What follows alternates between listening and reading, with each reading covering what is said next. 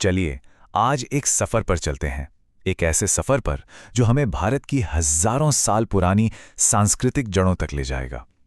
ये संस्कृति एक विशाल पुराने बरगद के पेड़ की तरह है और आज हम इसी पेड़ की जड़ों, इसके तने और इसकी शाखाओं को समझने की कोशिश करेंगे।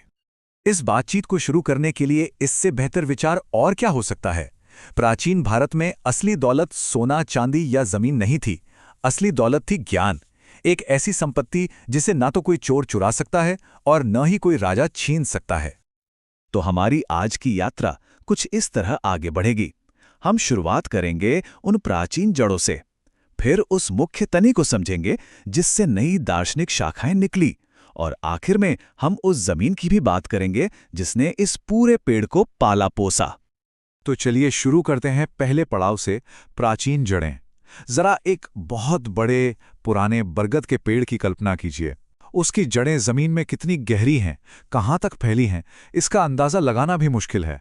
भारतीय संस्कृति की नींव भी कुछ ऐसी ही है, बहुत गहरी, मजबूत और आपस में उलझी हुई। हमारे आज के इस विश्लेषण का आधार यही बरगद का पेड़ है। देखिए, जैसे इस पेड़ की हजारों शाखाएं होती हैं, पत्तियां होती हैं, सब अलग अलग दिखती हैं, पर वो सब जुड़ी हुई एक ही तने से हैं। ठीक वैसे ही भारत की अलग अलग परंपराएं, विचार और मान्यताएं भी एक ही स्रोत से जुड़ी हुई हैं। इस सांस्कृतिक पेड़ की सबसे पुरानी, सबसे गहरी जड़ है वेद। वेद शब्द का मतलब ही है ज्ञान, और ये सिर्फ किताबें नहीं थी। ये ज्ञान का एक बहता हुआ दरिया था जिसे हजारों साल तक लिखा नहीं गया, बल्कि गुरुओं ने शिष्यों को सुनाया और उन्होंने आगे सुनाया। ये 4 मुख्य वेद हैं: ऋग्वेद, यजुर्वेद, सामवेद और अथर्ववेद।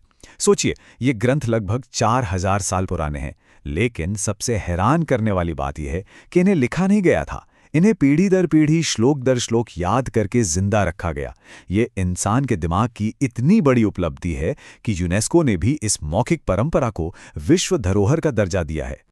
वेदों का पूरा सार शायद इस एक लाइन में समाया हुआ है: एकम सत विप्र बहुधा वदंती।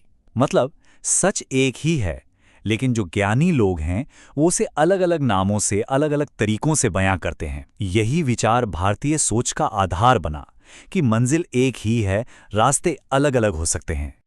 अच्छा, तो अगर वेद इस पेड़ की गहरी जड़ें थीं, तो इन जड़ों से जो मजबूत तना निकला वो क्या था? वो था उपनिषदों का दर्शन। यहीं से वो गहरे सवाल शुरू हुए कि मैं कौन हूं, ये दुनिया क्या है, मेरे होने का मतलब क्या है। उपनिषदों का सबसे बड़ा और सबसे गहरा आइडिया है ब्रह्म। इसे आप ऐसे समझ सकते हैं कि ये पूरे ब्रह्मांड की एक कह सकते हैं कि आत्मा है, एक ऐसी परम शक्ति जो हर चीज में मौजूद है, पेड़ में, पत्थर में, जानवर में और हमारे अंदर भी। यही वो अदृश्य धागा है जो हर चीज को एक दूसरे से जोड़े हुए है। अब ये इतना गहरा विचार है, इसे समझाएं कैसे? तो उपनिषदों में एक बहुत प्यारी कहानी है श्वेत केतु की। उसके पिता उसे बरगद का एक छोटा सा बीज लाने को कहते हैं और फिर उसे तोड़ने को कहते हैं। श्वेत केतु बीज तोड़ता है तो पूछता है, इसमें तो कुछ भी नहीं है, ये तो खाली है। पिता मुस्कुराकर कहते हैं, बेटा, तुम्हें जो एक कुछ नहीं दिख रहा है ना, उसी से इतना बड़ा बरगद का पेड़ खड़ा होता है। और फिर पिता वो 3 शब्द कहते हैं जो भारतीय दर्शन का दिल हैं: तत्त्वमसि, यानी श्वेत केतु, तुम वही हो। इसका मतलब है कि तुम्हारी आत्मा और इस पूरे ब्रह्मांड की आत्मा अलग अलग नहीं है। हम सब उस एक ही परम ऊर्जा का हिस्सा हैं। अब देखिए, कोई भी जिंदा पेड़ सिर्फ एक तने पर तो नहीं रुक जाता, है ना? समय के साथ उस पर नई नई शाखाएं निकलती हैं। ठीक वैसे ही उस दार्शनिक तने से भी कई नई और मजबूत शाखाएं फूटने लगी। इन नई शाखाओं ने पुराने रीति रिवाजों पर सवाल उठाए और सच तक पहुंचने के नए रास्ते दिखाए। ये टाइमलाइन हमें दिखाती है कि ये बदलाव कैसे आया। पहले हजारों साल तक वैदिक परंपरा चली, फिर उपनिषदों ने उन विचारों को और गहरा किया, और फिर लगभग 500 ईसा पूर्व के आसपास एक वैचारिक क्रांति आई। ये वो दौर था जब बुद्ध और महावीर जैसे विचारकों ने समाज को एक बिल्कुल नई दिशा दी। तो हमारे इस पेड़ की पहली बड़ी शाखा है बौद्ध धर्म, ज्ञान और करुणा का एक नया रास्ता। चलिए इस रास्ते को दिखाने वाले सिद्धार्थ गौतम की कहानी को थोड़ा और जानते हैं। सिद्धार्थ गौतम एक राजकुमार थे जिन्हें दुनिया के हर दुख दर्द से दूर महलों में पाला गया था। लेकिन जब 29 साल की उम्र में उन्होंने पहली बार एक बूढ़े आदमी, एक बीमार आदमी और एक मृत शरीर को देखा तो उनकी दुनिया ही बदल गई।